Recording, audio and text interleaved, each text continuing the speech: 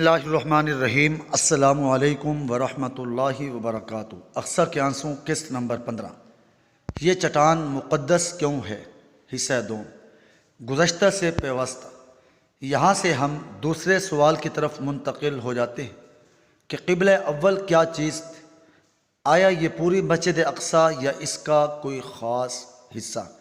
اس دوسرے سوال کے جواب میں ہم اس چٹان کی اہمیت و فضیلت کے متعلق بھی جان سکیں گے۔ دوسرے پارے کی ابتدا میں آیت مبارکہ وَمَا جَعَلْنَا الْقِبْلَةَ الَّتِي كُنْتَ عَلَيْهَا ترجمہ، اور ہم نے سابقہ قبلہ کو قبلہ نہیں بنایا تھا مگر اس غرض سے کہ تفسیر میں تقریباً تمام مشہور مفسرین نے لکھا ہے کہ قبلہ اول یہی چٹان تھی۔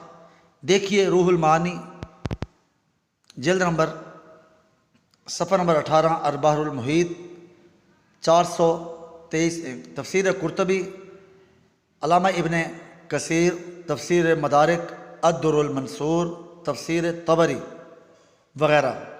جن بعض تفاسیر بیت المقدس قبلہ اول کہا گیا، ان کی مراد بھی یہی چٹان ہے، اور ان مفسرین نے کل بیت المقدس کہہ کر اس مسجد کا ایک جزء یعنی چٹان مراد لیا ہے۔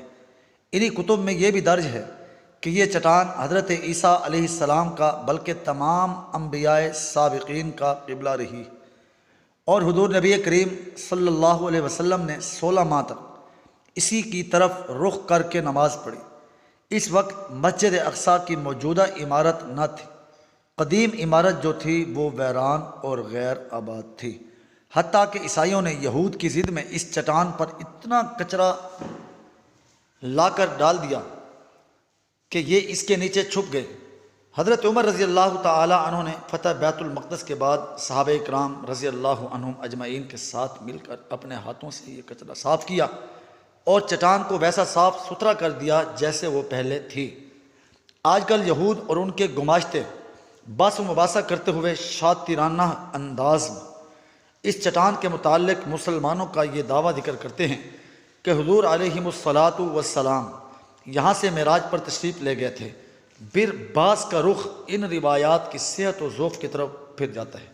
اس صخرہ کی سب سے بڑی فضیلت یہ ہے کہ حضور علیہ الصلاۃ والسلام انبیاء سابقین اور مسلمانوں کا قبلہ اول ہے۔ جہاں تک اس کے دیگر فضائل کی بات ہے تو بہت سی روایات میں اس کے مختلف فضائل وارد ہوئے ہیں، مثلا جنت کی 4 نہروں یا زمین کے سارے میٹھے پانی کا اس سے پھوٹنا، اس کا فضا میں معلق ہونا، میدان حشر کا یہاں قائم ہونا وغیرہ، لیکن یہ روایات متکلم فی یا ضعیف ہیں۔ البتہ الصخرہ من الجنہ، چٹان جنت میں سے ہے، والی حدیث مسند احمد حدیث نمبر 20366، مستدرک حاکم اس طرح حدیث نمبر، اور ابن ماجہ کتاب الطلب صفحہ نمبر 247 میں مذکور ہے، اور متعدد سندوں کی وجہ سے حسن کے درجے کو پہنچتی ہے۔ چنانچہ یہ بات تقریباً طے پائی جاتی ہے کہ حجر اسود کی طرح صخرۃ القبلہ بھی جنت سے آیا ہوا ہے اور دونوں مسلمانوں کے لیے مقدس۔ یہ چٹان چونکہ یہود کا بھی قبلہ تھی اور ان کی مذہبی داستانوں کے مطابق اصل تورات اس کے قریب کہیں مدفون ہے، اور ہیکل سلیمانی اسی پر قائم کیا گیا تھا، لہذا وہ اس پر قائم مسلمانوں کی تعمیر کردہ شاندار عمارت کو گرا کر یہاں پر ہیکل کو دوبارہ تعمیر کرنے کے لیے بےتاب ہیں، اور اس بےتابی کی اصل وجہ محض مذہبی نہیں، کافی حد تک سیاسی ہے۔ یہودی عقیدے کے مطابق ان کو دنیا بھر کی تذلیل و تحقیر سے نجات دلا کر یہود کی عالمی حکومت قائم کرنے کا کارنامہ تمام تر بدیوں کا محور و منبع مسیح دجال ہی انجام دے سکتا ہے، اور اس کی آمد یا ظہور اس شرط کے ساتھ مشروط کہ اس کا قصر صدارت قائم کیا جائے، اور اس کا قصر صدارت اس چٹان پر قائم ہوگا جو اس گنبد کے نیچے ہے، لہذا وہ ہر صورت میں اس گنبد کو خدا نخواستہ منہدم کرنے کے در پہ ہیں۔ اس حوالے سے سنسی خیز تحقیقیں بھی بعض لوگ بغیر سوچے سمجھے پھیلاتے رہے ہیں کہ اصل مسجد تو وہ حال ہے جہاں نماز پڑھی جاتی ہے، اس لیے زرد گنبد کو القدس کی علامت کے طور پر بیان کرنا درست نہیں۔ یہ بات دراصل یہ ہے کہ مسجد اقصیٰ کا اطلاق اس پوری 4 دیواری پر ہوتا ہے، اور اس مسجد کے احاطے کا ایک ایک ذرہ حرم قدسی ہے، اور یہ دونوں عمارتیں اپنی اپنی جگہ اہمیت اور حیثیت رکھتی ہیں۔ لہذا یہ بحث قطعاً بے سود بلکہ نقصان دہ اور دانائی سے بعید ہے کہ کون سا حصہ اصل ہے اور کون سا غیر اصل۔ یہود کو یہ پوری 4 دیواری چاہیے، جیسا کہ ان کے ہیکل بنائے ہوئے سولومن ٹیمپل یعنی ہیکل سلیمانی، حضرت سلیمان علیہ السلام کی تعمیر کردہ عبادت گاہ کا پورا ماڈل دیکھنے سے معلوم ہوتا ہے۔ لہذا ہمیں اہم اور غیر اہم کی بحث میں پڑے بغیر اس پورے ورثے کی حفاظت کرنی چاہیے۔ حال ہی میں بدمعاش ریاست کے سربراہ بدی کی قوتوں کے خون خوار علمبردار ایریل شیروان نے اعلان کیا ہے کہ 14 مئی کو اسرائیل کی آزادی کی تقریبات منائی جائیں گی۔ اس سے پہلے ہیکل سلیمانی کا سنگ بنیاد رکھنے کی کوشش بھی کی جا چکی ہے۔ یہ سب کچھ دراصل ٹیسٹ کیس ہے۔ وہ مسلمانوں کے ایمان کی حرارت پرکھنا چاہتے ہیں۔ یہودی انجینئر صحرائے سینا میں بیت المقدس کا ماڈل بنا کر اس پر کمانڈو حملے کی مشق کرتے ہیں۔ اس طرح کے تجربے کرتے ہیں کہ اگر اس کو معاذ اللہ دھماکے سے اڑا دیا جائے تو ملبہ کس طرف اور کتنی دور گرے گا، کیونکہ قریب میں یہودیوں کی آبادی ہے۔ نیز وہ ایسا تأثر قائم کرنا چاہتے ہیں کہ یہ عمارت خود سے کمزور ہو کر یا زلزلے کے جھٹکوں سے گرے۔ لہذا اس مشق میں اسی تناسب سے بارود استعمال کرتے ہیں۔ علاوہ ازیں وہ ایسا طریقہ تلاش کرتے ہیں خاکم بدہن ساری مسجد گر جائے مگر دیوار براق یعنی جسے وہ دیوار گریا کہتے ہیں نہ گرے۔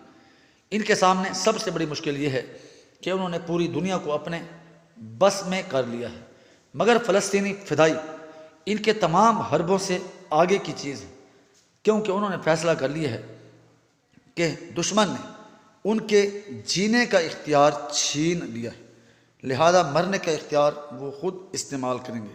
ان کے علماء نے بھی بیدار مغزی کا مظاہرہ کرتے ہوئے اس وقت فدائی حملوں کو جائز بلکہ افضل ترین شہادت قرار دیا، جبکہ ابھی کشمیر کے مجاہدین حملوں کی اس قسم سے واقف ہی نہ تھے۔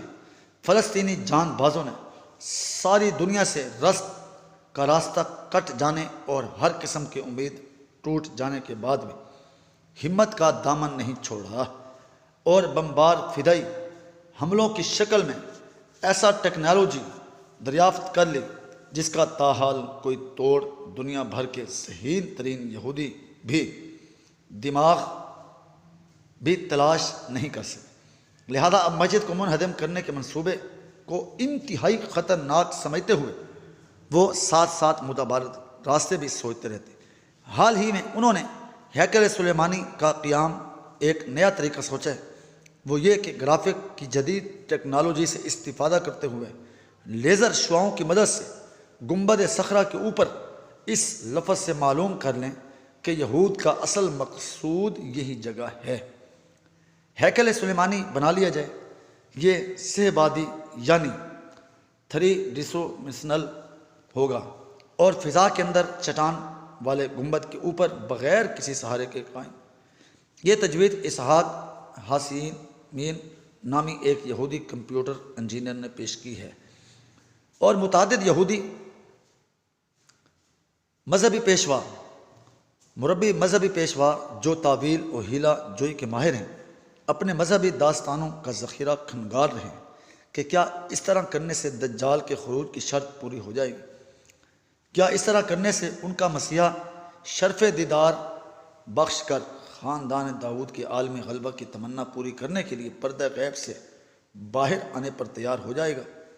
کیا اس طرح ان کو وہ گم شدہ تابوت سکینہ اور مقدس تبرکات واپس مل جائیں گے جو ان کی سیون پہاڑ پر واپسی ممکن بنائیں گے؟ جب بات یہ ہے کہ یہود اپنے مذہبی رہنماؤں کی جھوٹی سچی پیش گوئیوں پر کامل یقین رکھتے ہوئے ان کی بیان کردہ من گھڑت شرط کو پورا کرنے کے لیے بےتاب ہے، چاہے انہیں فرضی طریقے کیوں نہ اختیار کرنا پڑیں، لیکن مسلمان ہر طرف سے گھراؤ میں آنے کے بعد بھی ابلیس کے طاغوتی لشکر کی یلغار کی طرف متوجہ نہیں۔ سیدنا داؤد علیہ السلام کی وراثت کے جھوٹے دعوے دار ان کے نشان والا جھنڈا اٹھائے پھرتے ہیں، جبکہ ان کے حقیقی وارث اس داؤدی پتھر کو چوم کر رکھنے پر اکتفا کر رہے ہیں۔ جو وقت کے جالوتوں کی پیشانی سے ٹکراتا ہے تو ان کا بھیجا پاش پاش کر دیتا ہے۔ گوانتا ناموں سے ابو غریب تک یہی حسرت ناک المیہ دہرایا جا رہا ہے، مگر محمد صلی اللہ علیہ وسلم کے نام لیوا اپنے آباء و اسلاف کے نام کو بٹا لگانے اور ان کی روحوں کو تڑپانے کے سوا کچھ نہیں کر رہے۔ اس کی بڑی وجہ یہ ہے کہ انہیں دنیا سے محبت اور آخرت سے مایوسی اور آرام پسندی عیش پرستی نے جکڑ لیا، اور وہ اس ایمانی حرارت سے محروم ہو گئے جو ایسی جکڑ بندیوں کو توڑتی اور مردوں کو زندہ کرتی ہے۔ ابو غریب کے انسانیت سوز اور بھیانک ناک واقعات سامنے آنے کے بعد خدا جانے اب اور کون سی ایسی مصیبت ہوگی جو ہماری آنکھیں کھولنے اور مغربیت پرستی، سطحیت پسندی، وقتی جذبات اور بے عملی کو چھوڑ کر ٹھوس کام اور بھرپور جد و جہد پر آمادہ کرے گی۔ کانٹوں کی زباں سوکھ گئی ہے پیاس سے یا رب، ایک آبلہ پا وادی پرخار میں آبے جاری ہے۔